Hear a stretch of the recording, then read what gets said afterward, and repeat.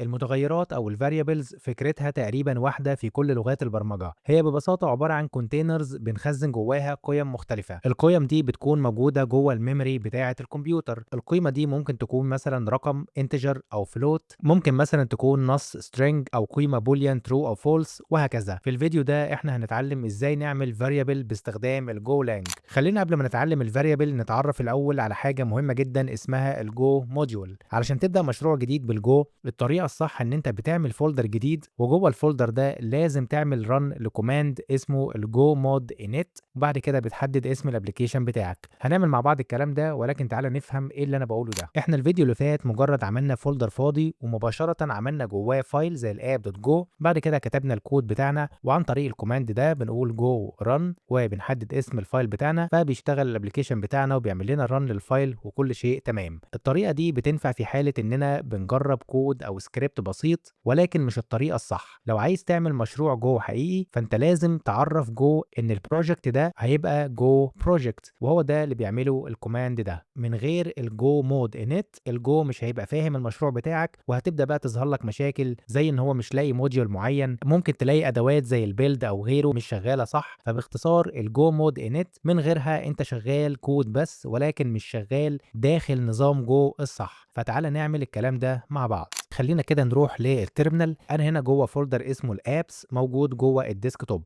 فتعالى كده نعمل فولدر جديد ونسميه مثلا ماي اب، اي اسم زي ما انت عايز. بعد كده هضغط على انتر. تعالى بقى نفتحه جوه الفي اس كود. زي ما قلت لك اول حاجه لازم نعمل رن للجو مود انيت. فتعالى كده نفتح التيرمينال. هيفتح لنا طبعا التيرمينال جوه الابلكيشن بتاعنا اللي هو الماي اب. فهنا بقى نكتب جو مود init. بعد كده مثلا نحدد اسم الموديول او الابلكيشن بتاعنا، نقول مثلا my dash app. بعد كده هضغط على انتر. هتلاقي هنا عامل لك فايل اسمه الجو دوت مود. لو فتحت الفايل ده بتلاقي هنا بيعرف لك الموديول، بيقول لك الموديول بتاعك اسمه الماي اب، ودي الفيرجن بتاعه الجو اللي انت شغال بيها حاليا. قدام شويه زي ما هنشوف لما نيجي نعمل انستول لديبندنسي او حاجه، بتلاقيها برده موجوده هنا في الفايل ده. لو اشتغلت قبل كده على الجافا سكريبت او النود جي اس، بتلاقي عندك فايل اسمه الباكج دوت جيسون، بيكون فيه تفاصيل المشروع بتاعك بالديبندنسيز بكل شيء. هو ده حاجه شبيهه بيه. طيب خلينا قبل ما ندخل في الفاريبلز، انت زي ما شفت الفيديو اللي فات، كل تعديل بنعمله على الفايل بنحتاج ان احنا نعمل رن للفايل عن طريق الكوماند ده اللي هو جو رن. بعد كده بنحدد هنا اسم الفايل بتاعنا. انا دلوقتي مش عايز استعمل الطريقه دي، مش عايز كل تعديل هعمله في الفيديو ده او في الفيديوهات اللي جايه كل مره ان انا احتاج اعمل رن للفايل بنفسي. ففي عندنا تول سي ال اي تول بتعمل لك اوتو ريلود او اوتو بيلد للابلكيشن بتاعك كل مره بتعدل حاجه في الفايل. تعال نعمل انستول للاداه دي، هتسهل علينا وتوفر علينا وقت كتير جدا. هي دي التول اللي بكلمك عليها، اسمها الاير. زي ما انت شايف كده بيقول لك لايف ريلود فور جو ابس، بيعمل لك لايف ريلود للجو ابلكيشنز. طيب ازاي نعمل لها سيت اب؟ هسيب لك اللينك بتاعها في الديسكربشن بوكس. لو نزلنا تحت كده هتلاقي هنا الانستليشن الريكومندد واي ان احنا نعمل رن للكوماند ده جو انستول، بعد كده الريبو بتاع المكتبه اللي احنا عايزين ننزلها. فخلينا ناخد الكوماند ده كده كوبي، وممكن نرجع تاني للفي اس كود، وممكن هنا مفيش مشكله جوه الابلكيشن بتاعنا نعمل بيست للكوماند ده. بعد كده هضغط على انتر. كده خلاص هو عمل لي انستول للمكتبه اللي اسمها الاير. هنيجي جوه الابلكيشن بتاعنا ونعمل رن للكوماند ده او الاير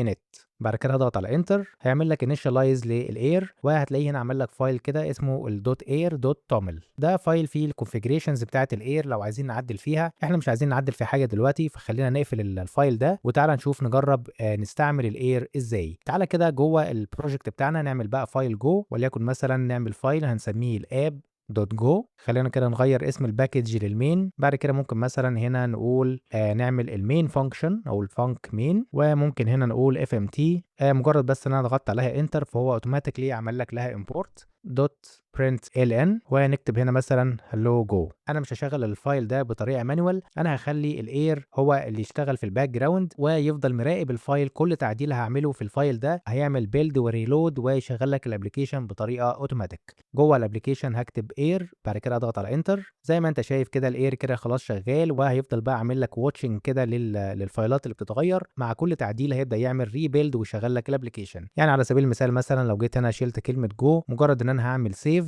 زي ما انت شايف كده هو خلاص اخد باله ان الاب دوت جو اتغير، فعمل لك بيلد تاني ويطبع لك الاوتبوت اللي هو هالو. طيب خلاص احنا كده جاهزين. تعالى بقى ندخل على طول نتعلم مع بعض الفاريبل. عندنا طريقتين نعمل بيهم الفاريبل.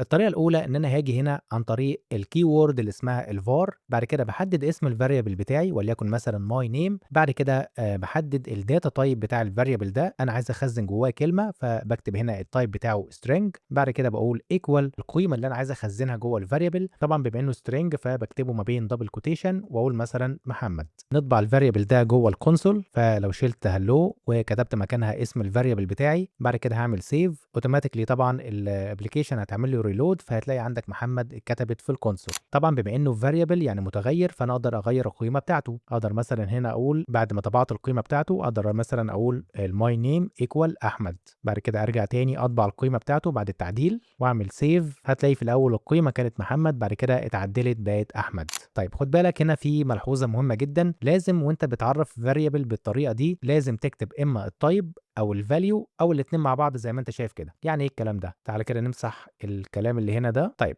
الGo من اللغات اللي بنسميها statically typed. يعني إيه statically typed؟ يعني اللغة لازم لو هتعرّف variable لازم تكون محدد الdata type بتاعه، والdata type دي ما ينفعش نغيّرها. يعني هنا مثلًا أنا عرّفت variable اسمه my name وحددت الdata type بتاعته string، فالmy name أقدر أغيّر الvalue بتاعته ولكن ما ينفعش أغيّر الtype بتاعه. يعني هنا ما أقدرش أقول مثلًا my name equal وأخزّن جواه رقم، ليه؟ أنا عرّفت الvariable إن هو string يعني كلمة، والGo من اللغات الstatically type يعني once إن أنت حددت data type لvariable معيّن، الdata type ده ما ينفعش يتعدل بأي حال من الأحوال، ممكن تغيّر القيمة بتاعته عادي زي ما شُفنا من شوية my name equal أي حاجة هنا، أي حاجة هنا طالما هي string. إيه اللي عرّف الGo الdata type بتاع الvariable ده؟ إن إحنا هنا بنفسنا عرّفنا الdata type قُلنا إن هي string، لو حذفت الdata type من هنا كده الGo هتعرف الtype بتاع الvariable ده من خلال الvalue بتاعته. بنقول في الحالة دي إن الdata type inferred. يعني إيه inferred؟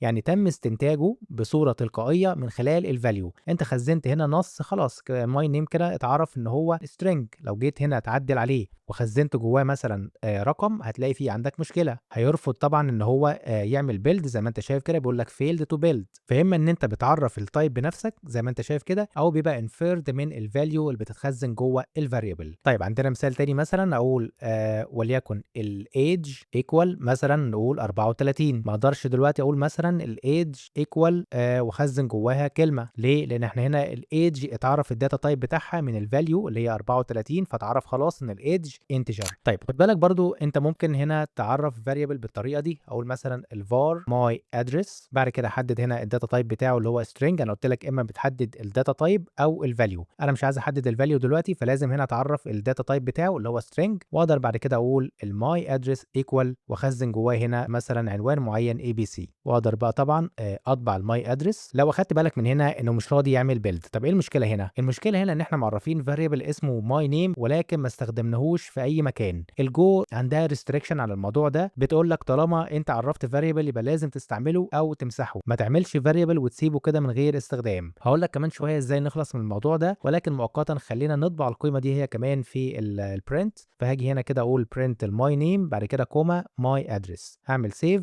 المرة دي هيشتغل عادي ما فيش مشكلة، فهاطبع لك الmy name محمد والaddress ABC. هي دي كانت الطريقة الأولى إن إحنا بنعمل بيها variable. الطريقة التانية إن إحنا نقدر نستعمل الcolumn equal. يعني إيه؟ هاجي مثلًا هنا أقول الmy name بعد كده أقول column equal وأحدد هنا الvalue على طول بالشكل ده. تعالَ نمسح بقى الmy address دي مش محتاجينها، اعمل سيف هتلاقيه طبع لك هنا محمد. الطريقة دي في كتابة الفاريبل الداتا تايب بيتعرف تلقائيا، بيبقى inferred او بيتعرف تلقائيا من خلال الفاليو بتاعته. يعني هنا الماي نيم عبارة عن string. لو عرفت مثلا فاريبل تاني بنفس الطريقة column equal واقول مثلا 34، تعالى نطبعها جوه البرنت. الmy age عبارة عن integer. لو قلنا مثلا variable تاني is active برضو بنفس الطريقة column equal واقول مثلا true، فكده خلاص برضو الجو هتعرف ان ال is active عبارة عن boolean. طبعا نفس المشكلة بتاعت انك عملت variable وما استعملتوش، فخلينا كده نكتبه جوه البرنت، فهتلاقيه كتب لك هنا محمد 34 true. طيب في برضو ملحوظة هنا مهمة جدا، الطريقة دي في كتابة الفاريبل بتنفع جوه الفانكشن ولكن ما تنفعش بره الفانكشن، على عكس الطريقة الأولى. يعني الطريقة الأولى احنا ممكن هنا بره الفانكشن نعرف variable، أقول مثلا var test مثلا، ممكن بقى على طول نخلي الداتا تايب تبقى inferred وأقول مثلا test value بالشكل ده. فلو مسحنا الكلام ده وجينا جوه بس الprint طبعنا التيست وعملت سيف هتشتغل عادي مفيش مشكله تيست فاليو. فسواء كان عملت الفاريبل بره الفانكشن او جوه الفانكشن، يعني تعالى نعمل فاريبل تاني جوه الفانكشن نقول مثلا تيست 2، نطبع كده التو فاريبلز دول هتلاقي تيست فاليو وتيست 2 فاليو، الاثنين اتطبعوا مفيش اي مشكله خالص. ولكن الطريقه الثانيه اللي هي كولوم ايكوال ما اقدرش استعملها بره الفانكشن. يعني لو جربت هنا مثلا اقول ادرس كولوم ايكوال واحدد فاليو معينه، الطريقه دي في كتابه الفاريبل ما بتنفعش بره الفانكشن، لازم تتكتب جوه الفانكشن. طيب حاجه كمان محتاجين نعرفها عن الفاريبل ان احنا نقدر نعمل مالتيبل فاريبل ديكلاريشن. يعني ايه؟ يعني ممكن نعرف اكتر من فاريبل مع بعض. يعني هنا اقدر مثلا اقول var a بعد كده كوما b بعد كده كوما c، وابتدي هنا احدد مثلا داتا تايب معينه وليكن مثلا انتجر، بعد كده اقول هنا equal 1 2 4 مثلا، ونيجي هنا نطبع القيم دي A و B و C. لو عملت سيف هتشتغل عادي، هيطبع لك ال A وال B وال C 1 2 4. ولكن خد بالك انت هنا حددت بنفسك الداتا تايب انها انتجر، فالفاليوز اللي هتيجي هنا لازم تكون كلها انتجر. يعني ما ينفعش مثلا هنا اقول 1 بعد كده القيمه الثانيه مثلا او الاي بي سي، هنا كده هيبقى عندك مشكله ان انت عرفت الثلاثه فاريبلز دول الداتا تايب بتاعهم انتجر، فلازم الفاليوز بتاعتهم كلهم تكون انتجر. طيب لو عايز اخلص من المشكله دي ببساطه ما تكتبش التايب بنفسك وسيبها بالشكل ده، الداتا تايب هتبقى انفيرد على حسب كل فاليو. بمعنى ان انا هنا مثلا قلت 1 بعد كده اي بي سي، وخلينا مثلا القيمه الثالثه اقول فولس، كده الجو هتعمل لك فاريبل اسمه ايه، الداتا تايب بتاعته هتبقى انفيرد من الفاليو بتاعته اللي هي 1 يعني انتجر، الفاريبل الثاني البي سترينج، واخر فاريبل اللي هو السي هيبقى بوليان. طبعا عملت سيف هتلاقيه بالفعل طبع لك القيم 1 اي بي سي فولس. نفس الفكره برضو تقدر تستعمل الطريقه الثانيه، اقول مثلا هنا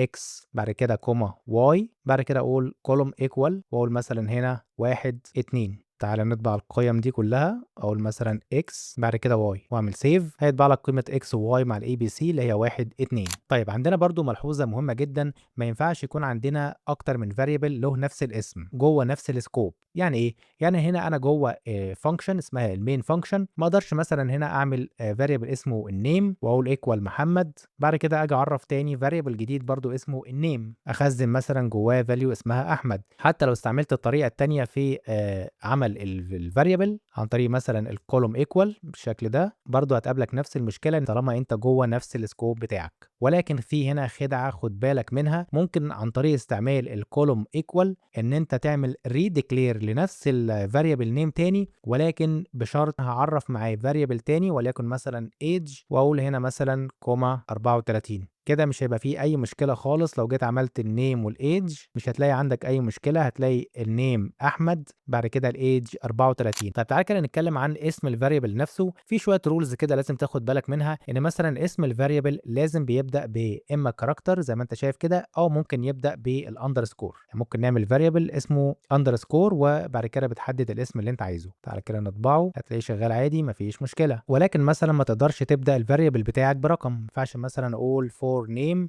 equal مثلا محمد بالشكل ده، مش هينفع. لو جيت كده عملت تحاول تطبع الفاريبل ده هتلاقي طبعا عندك فيه مشكله.